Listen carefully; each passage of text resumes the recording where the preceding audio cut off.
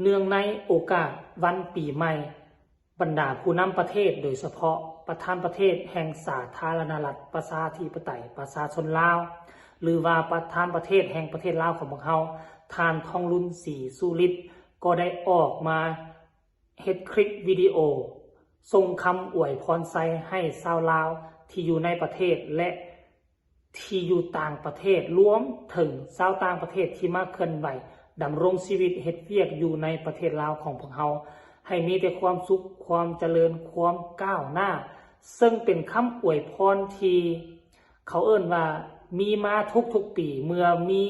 วาระที่สำคัญโดยเฉพาะฮอดช่วงปีใหม่ลาวทั้งบรรดาผู้นำประเทศก็จะได้ออกมาส่งคำอวยพรแบบนี้และปีนี้เป็นปีที่พิเศษซึ่งทานประธานประเทศเพิ่นก็ได้บอกว่าในช่วงระยะที่ผ่านมาบ้านเฮาเจอมรสุมต่างๆบ่ว่าจะเป็นสงครามบ่ว่าจะเป็นพยาธิโรคามันจึงเฮ็ดให้บรรดาประเทศของพวกเฮานี่พัฒนาไปทางหน้าอย่างมีความลำบากแต่ว่าถึงอย่างใดก็ตามเนาะอิงตามการนำพาของพรรคของรัฐของบ้านเฮาก็สามารถผ่านพ้นวิกฤตการณ์ดังกล่าวมาได้ถึงแม้ว่ามันอาจจะบ่ได้มากผลที่ยิ่งใหญ่แต่อย่างน้อยๆก็สามารถประคับประคองและเฮ็ดให้บ้านเมืองของเฮาสามารถเดินหน้าต่อไปรายละเอียดฝากให้ทุกคนไปเบิ่งคลิปนี้จากปากจากทานผู้นำของประเทศเฮาแล้วจึงมาพอกันในช่วงต่อไป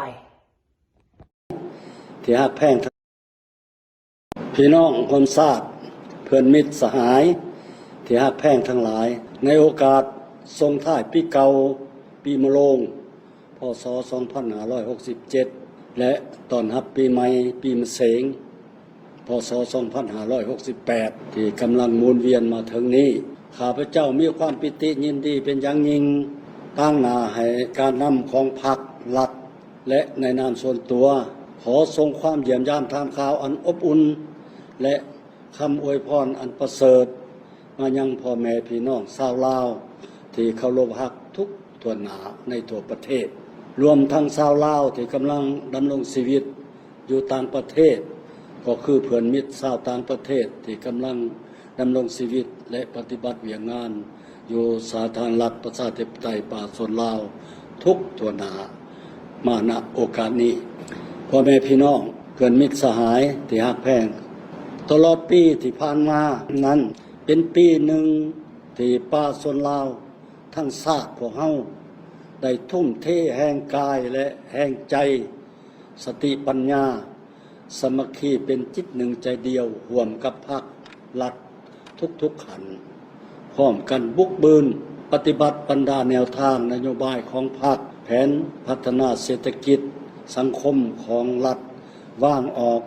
ได้รับผลสำเร็จที่เป็นรูปธรรมหลายด้านผ่านพาได้อุปสรรคและข้อยุ่งยากสิ่งท้าทายนานาประการประเทศเฮาสืบต่อรักษาได้เสถียรภาพทางด้านการเมืองสังคมมีความสงบและเป็นระเบียบเรียบร้อยเศรษฐกิจสืบต่อขยายตัวในทวงถาดีขึ้น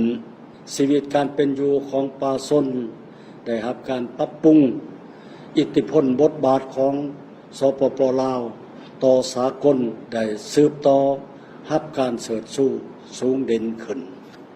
ข้าพเจ้าขอถือโอกาสนี้แสดงความย่องย่อชมเชยมายังคณะพรรคอำนาจการปกครองแต่ละขันสมาชิกพรรคพนักงานกำลังประกอบอาวุธนักธุรกิจผู้ประกอบการประชาชนลาวบรรดาเผ่าร่วมทั้งพี่น้องชาวลาวอยู่ต่างประเทศทุกทั่วหน้าที่ได้ประกอบส่วนเขาในบรรดาผลสำเร็จดังที่ได้กล่าวมานั้นพร้อมกันนั้นขอแสดงความขอบใจอย่างจริงใจต่อการสนับสนุนสวยเหลืออันล้ำค่าของบรรดาประเทศเพื่อนมิตรและองค์การจัดตั้งสากลที่มีต่อสาธารณรัฐประชาธิปไตยประชาชนลาวอย่างเสมอต้นเสมอปลายตลอดมาพี่น้องร่วมชาติเพื่อนมิตรที่ฮักแพงทั้งหลายปีใหม่นี้เป็นอีกปีหนึ่งที่สภาพการของโลกและภาคพื้นยังสืบต่อมีความสับสนซึ่งจะมีผลกระทบต่อประเทศและประชาชนเฮาอย่างหลีกเลี่ยงบ่ได้ก็ตามแต่ผ พวกเฮาก็ยังเห็นว่าเป็นปีหนึ่งที่พวกเฮาถือว่าเป็นปีที่มีกาลโอกาสเต็มไปด้วยความหวังแห่งการนำพาประเทศชาติก้าวไปสู่อนาคตที่สดใสเป็นปีม่วนท้ายของการจัดตั้งปฏิบัติมติของกองประชุมใหญ่ครั้งที่11ของพรรคและแผนพัฒนาเศรษฐกิจสังคมแห่งชาติ5 ปีครั้งที่9เป็นปีแห่งการเฉลิมฉลองบรรดาเหตุการณ์ประวัติศาสตร์สำคัญของพรรคและของชาติเฮาเป็นปีที่พวกเฮาจะได้พร้อมกันออกแห้งสร้างผลงานเพื่อคำนับหับตอนกองประชุมใหญ่ครั้งที่12ของพรรคที่จะมาถึงพร้อมกันนั้นก็เป็นปีที่พวกเฮาสืบต่อปฏิบัติแนวทางนโยบายเปลี่ยนแปลงใหม่ของพรรคให้เข้าสู่ล่วงลึกปรับปรุงกลไกการจัดตั้งตามทิศกทัดรัดและมีประสิทธิผลปฏิบัติหลายกลไกนโยบายและมาตรการเพื่อแก้ไขปัญหาความยุ่งยากทางด้านเศรษฐกิจการเงินของประเทศสืบต่อยุ่งแห้งการสร้างเศรษฐกิจเอกราชเป็นเจ้าตนเองโดยสมทบถ่าแห้งบ่มซอดภายในกับกำลังแห้งของยุคสมัยเพื่อสร้างพื้นฐานอันนักแน่นให้แก่การพัฒนาอย่างแข็งแรงตามทิศสีเขียวและยืนยงในสุมปีต่อไปพ่อแม่พี่น้องเพื่อนมิตรที่ฮักแพงทั้งหลายอีกเทื่อหนึ่งข้าพเจ้าขอถือโอกาสอันเป็นสิริมงคลนี้ทรงคำอวยพรไส้อันประเสริฐมายังพ่อแม่พี่น้องชาวลาวในทั่วประเทศตลอดถึงพี่น้องคนเชื้อสายลาวที่อาศัยอยู่ต่างประเทศก็คือชาวต่างประเทศที่ดำรงชีวิตและปฏิบัติหน้าที่อยู่สปป.ลาวจงมีสุขภาพแข็งแรงมีความอยู่เย็นเป็นสุขมีผลสำเร็จในหน้าที่เวียงงานปราศจากโรคภัยไข้เจ็บและจงพร้อมกันฉลองปีใหม่ลาวด้วยความเบิกบานมวลซืนมีโศกมีไส้และสงบปลอดภัยทุกประการเทินสบายดีปีใหม่ขอบใจเป็นจังใดเนาะหวังว่าทุกคนประชาชนลาวทุกคน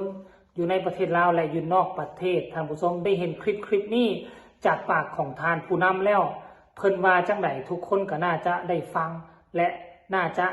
เข้าใจท่านผู้ชมเอาละถึงเป็นว่าคนอื่นบอกว่าโอ้ยมันจะสำคัญเท่าใดเด้แต่สำหรับเฮาเป็นคนลาวแล้วมันมีความสำคัญหมดคำเว้าของทานผู้นำคำอวยพรของทานผู้นำนี่มันล้วนแล้วแต่มีความหมายอันลึกซึ่งเป็นว่าบางประเทศอ้อมข้างอาจจะเบิ่งแล้วโอ้ยก็เป็นเพียงแต่คำบอกคำเว้านั่นแหละเนาะเขาอาจจะบ่เห็นเขาอาจจะบ่ฮู้เรื่องตื้นลึกหนาบางท่านผู้ชมผู้โจมตีมันก็จะโจมตีอยู่หั่นแหละเนาะเฮาบ่สามารถหลีกเลี่ยงมันได้แต่ว่าเฮ็ดจังได๋คนลาวที่อยู่ในประเทศเฮ็ดจังได๋เฮาจะปรองดองกันเฮาจะจับมือร่วมกันผ่านพาอุปสรรคและเฮ็ดให้บ้านเฮามีความเจริญรุ่งเรืองเทียบเท่ากับบ้านอื่นเมืองอื่นอาจจะดีแน่อาจจะเลวร้ายแน่เป็นบางช่วงบางพักบางตอนแต่ก็เชื่อว่าอนาคตบ้านเฮาจะมีการแก้ไขและให้มันดีขึ้นกว่าเก่าเนาะขอให้ทุกคนโชคดีปีใหม่คือดังคำเว้าคำว่าของผู้นำบ้านเฮาเด้อมีโชคมีชัยโชคดีปีใหม่สำหรับคลิปนี้ขอกล่าวคำว่าสบายดี